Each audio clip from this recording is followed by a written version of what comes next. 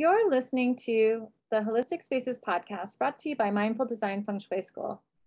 Episode 172, the symbolism and meaning of the lotus in Feng Shui.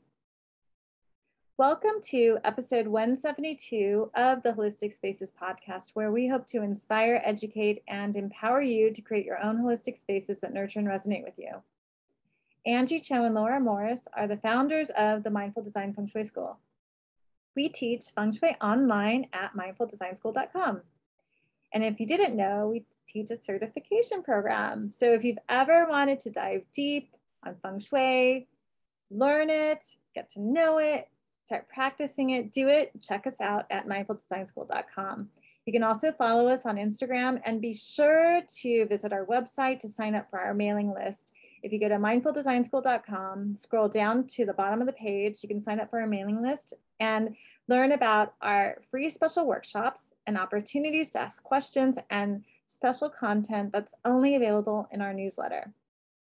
So we wanted to start by reminding everyone that we are opening up our special exclusive membership called the Holistic Spaces Inner Circle. We're opening up that really soon. It's going to be open only for 1 week. So be sure to sign up for our mailing list to be notified, or visit our website, mindfuldesignschool.com. But you definitely want to get on the mailing list because then you'll know what week it is. So that's mindfuldesignschool.com. Scroll to the bottom of the page and you can sign up for our mailing list there, or you can look in our show notes. But the Inner Circle is an exclusive membership. And Laura, you want to tell them about it?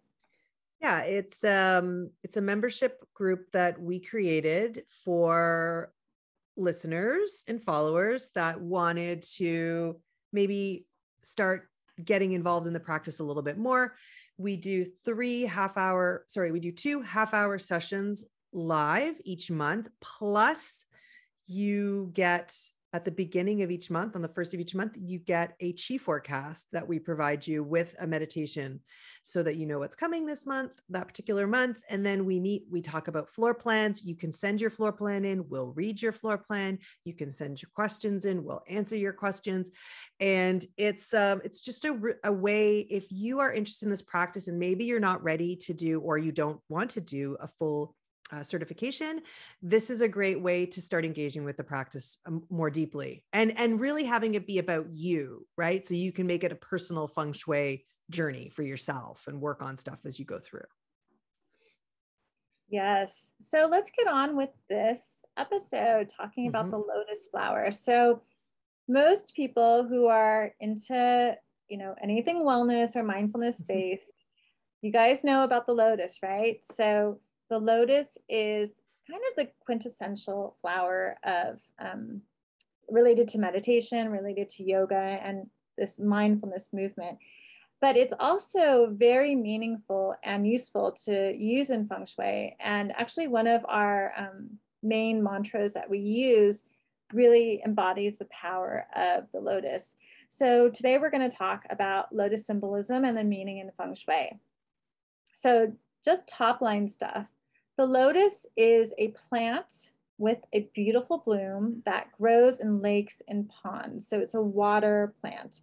And it's a very iconic symbol across many cultures, especially Asian cultures like in India, and Buddhist cultures and Hindu cultures. So India, China, and in Asia. So a lotus the flower is very typically large and has white, pink, or red tinted leaves. And they're found throughout China in all parts, and throughout Asia and in India. And even in Asia, we actually eat all parts of the flower for different, we use all parts of the flower for different purposes. Like one of my favorite Chinese dishes is actually lotus root. It's just delicious. I love lotus root. So it's kind of like a starchy, crispy potato. And so next time you go to a restaurant, an Asian restaurant, you can see if they have lotus root. And the flower is used ornamentally, while the other plants have the other parts of the plant have more nutritional value or medicinal benefits. And unlike many flowers and plants, it's not possible to bring a real living lotus plant into your home.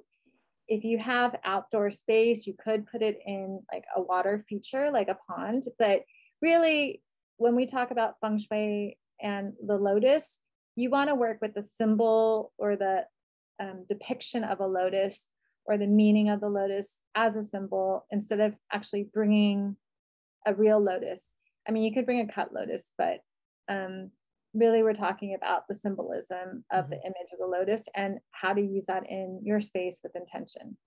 So Laura is going to tell us some of the feng shui meanings of the lotus. Yeah, so some of the feng shui meanings of a lotus, and we'll start with one is purity and perfection.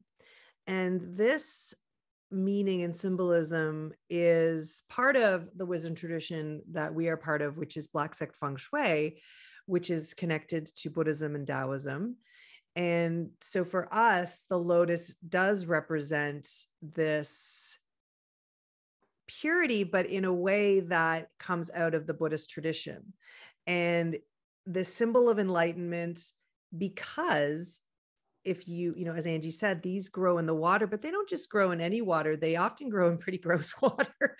They grow in sometimes in ponds, and they grow these beautiful blooms, like stunning blooms will come out of the dankest, darkest mud, and so the concept is that, the world around us could be this dank mud, but, to be able to rise above it and to even find peace and kindness and qualities that, if you are continuing on, it would lead you to enlightenment. Although, I think we can just be happy with realizing that the mud itself is what makes us better, right? And it is also there are 8 auspicious Buddhist treasures and symbols, and it is one of that. And when you look at imagery of Buddhas and Bodhisattvas, they're often depicted sitting on a lotus. So there's a rich and deep connection with Buddhist traditions and religion. Yeah, I used to study Tibetan Thangka painting, and I did yantra painting. Like I sell some yantras on my on the Holistic Spaces website. And the lotus is, interestingly enough, the lotus, like everything is kind of very specific how you draw it, except the lotus in yantra painting is the one place you can have a little bit of creativity. Like you can change like the shape of the lotus flower a little bit. Like it doesn't have to be exactly the right proportion. Whereas the yantra, the elements of the yantra or the Buddhas or Bodhisattvas, like the deities need to be very specific in proportion, but you have a little bit of room to play with the lotus. So that's interesting that there's like this perfection aspect, but there's also imperfection within that perfection.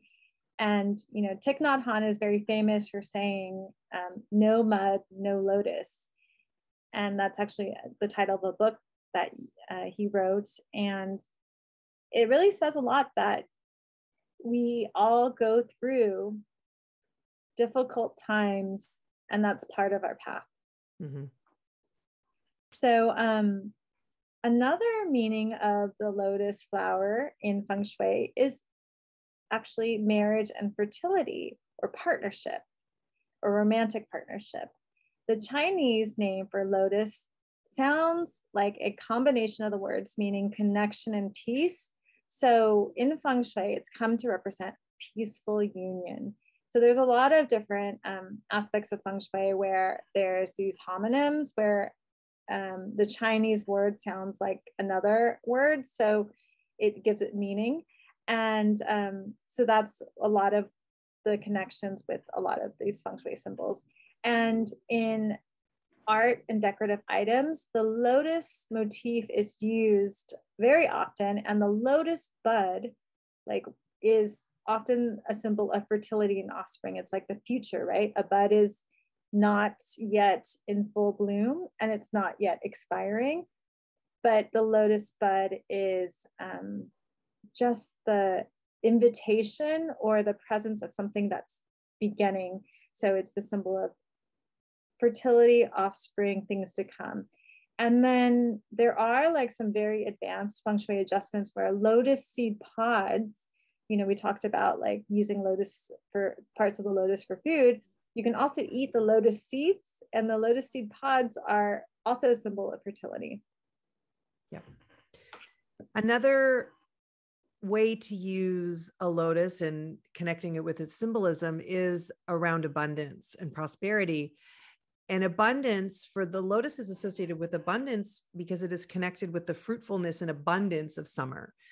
So, and also when you think about what we've talked about, this plant, all parts of this plant are used. And so it has many gifts to offer us. It is incredibly useful. And in one plant, it offers us, you know, food, medicinal benefits, and beauty. And throughout the summer, a lotus both blooms and bears seeds at the same time. So there's that, again, that connection with abundance. And you know, connecting it with, I remember when I was in China and we walked through, I was in Suzhou, and we were walking down, which is a canal. It's called the Venice of China. And it's a canal. It's a city that is full of beautiful gardens. Unbelievably, they pride themselves on making these incredible Chinese gardens. And walking along the canal, and it was the fall, and all of the lotuses were, you know, the pods, it was so abundant. It looked like a field. I've never seen anything like it. And they're huge. And it really did feel in a way like the harvest of these, you know, they were, the leaves were changing and the pods were there.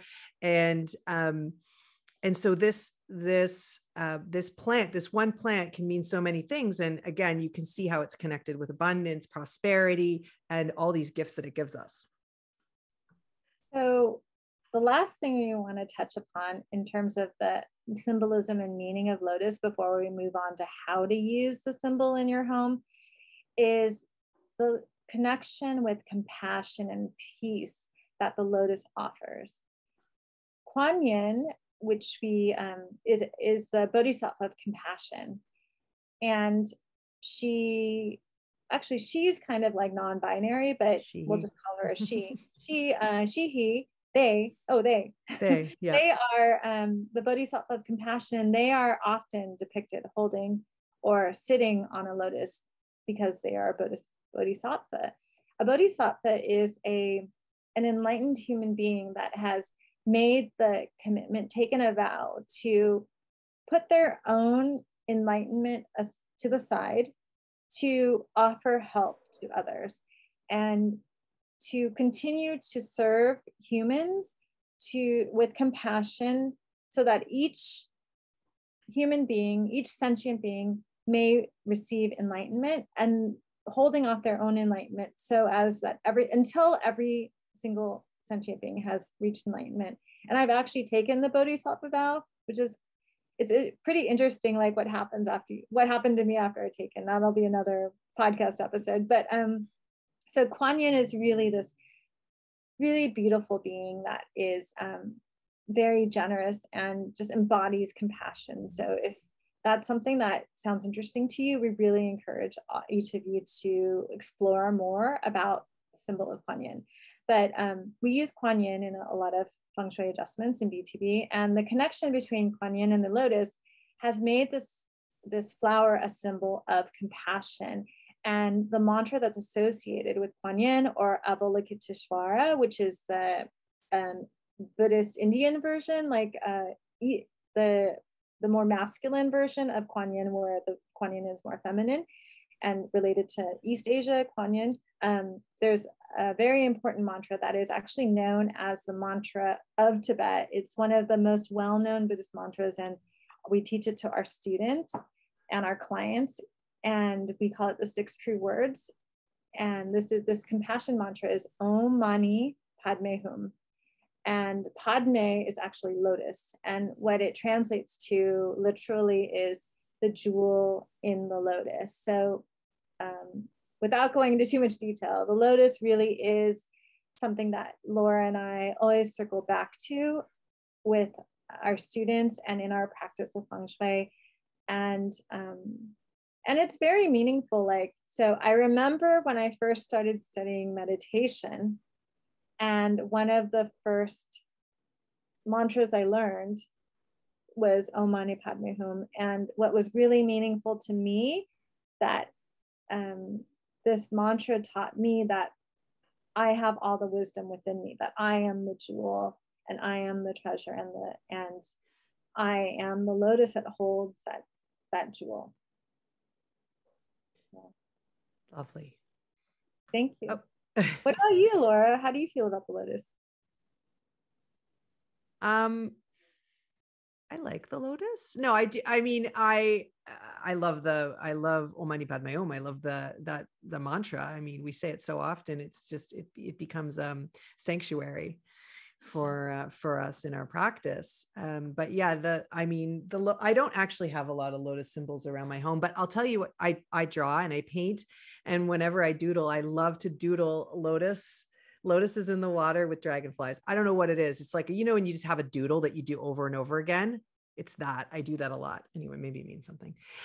Okay. So lotus, how do you use it in your home? Okay. So we mentioned, again, this is a really big plant that grows in water. So unless you have a pond and you live in the appropriate climate, it is very difficult for us to cultivate it at home and enjoy it living. But if you do, fantastic, get a pond, get some lotuses and enjoy the beauty outside.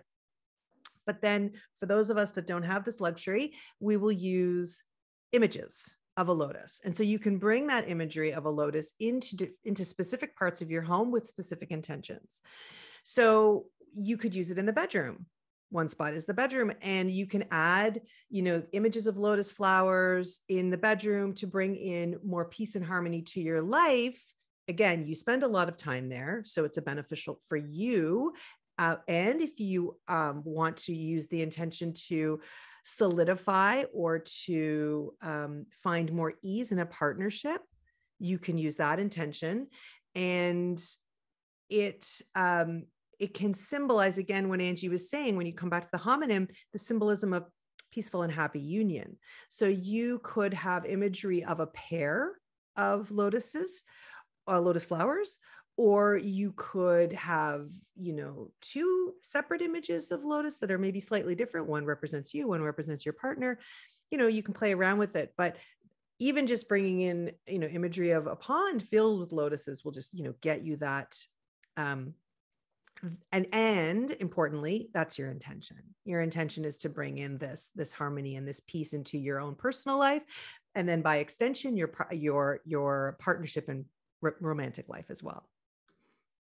So another way that you can use the symbol of the lotus with the Feng Shui of your home is to activate the center of your home. So if you've been listening to us for a while, maybe you know that the center is really important because it's the center of your home, it's the center of your life, and it touches all the areas of your life. So it's a great place to work with in general. So if you're really feeling like you resonate with this imagery, the symbol and meaning of the lotus flower, and any of those aspects that we talked about earlier, you can also bring this into your entire home by bringing in an image or a sculpture of a lotus in what you consider the center of your home. Or like Laura talked about, maybe you doodle a lotus while sitting in the center of your home. And this is especially a great way to bring a lot of harmony. The center of your home is super important, again, because what you do here reverberates throughout your entire space. And as you work with the symbol of the lotus, set the intention to bring peace and harmony into your home and in all areas of your life. And the last area that we're going to talk about today is, which makes total sense, is adding it to your meditation area. So for those of you that have created an area, and it doesn't have to be a big area, but you've designated a spot where you like to sit, maybe practice yoga, where you like to meditate and reflect, bringing in lotus imagery is it's a perfect place to bring in lotus imagery. So again, connecting it with the intention. So this would be the intention would bring more peace and contentment in when you're doing these mindfulness practices. And remembering that the lotus is a symbol of your own inner beauty and your perfection or lack of perfection, and being okay with that. And that even in times of challenge, even when you're surrounded by mud, you can still see that inner beauty shine. No mud, no lotus again. And so that would be, when you're bringing, which we spoke about earlier, would be the perfect symbolism, visualization, and intention. If you're going to bring it into a place where you're doing your mindfulness practices, you're sitting, your yoga, or anything like that. So I hope each of you can explore how to work with the symbolism and meaning of the lotus flower in the feng shui of your home and in your life. Thank you so much for listening to this episode of the Holistic Spaces podcast. You can tune in every Monday for a new podcast episode. If you like our podcast, please share it with others. Subscribe, leave a review. All those things really are ways to really support us. So please take the time to do that. And you can also support the podcast by checking out our certification and our mini courses at mindfuldesignschool.com and sign up for our mailing list. We have special offers, special classes, as well as content that we only offer to our newsletter subscribers. And you can sign up for our newsletter by looking in the show notes or going to mindfuldesignschool.com, scrolling down to the bottom. Thank you so much for listening, and we will see you next week.